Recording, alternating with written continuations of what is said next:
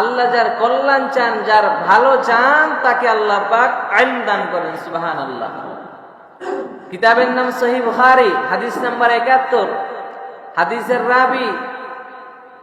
রাবি আব্দুল্লাহ ইবনে আব্বাস রাদিয়াল্লাহু তাআলা আনহু কে বলেন, আব্দুল্লাহ ইবনে আব্বাস রাদিয়াল্লাহু তাআলা আনহু তিনি বলেন, সামি'তু মুআবিয়া রাদিয়াল্লাহু তাআলা আন খতিবান ইয়াকুলু,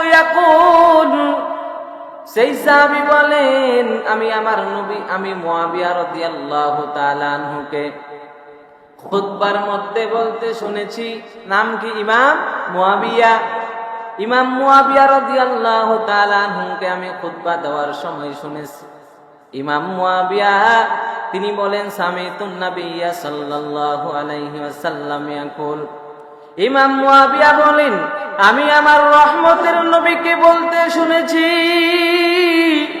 আমার নবী বলেন, মাইয়ুরিদিল্লাহু বিহি খায়রান ইউফাক্কিহু ফিদ্দীন, আল্লাহ তাআলা যার মঙ্গল চান, আল্লাহ তাআলা যার কল্যাণ চান, তাকে দ্বীনের ইলম দান করেন। তাহলে বুঝতে হবে যারা আলেম তাদের আল্লাহ কল্যাণ চাই নাকি অকল্যাণ চাই?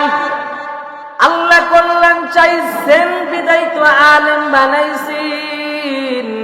আল্লাহ কল্যাণ চাইছেন বিদায় তাকে ইলম দান করেছেন।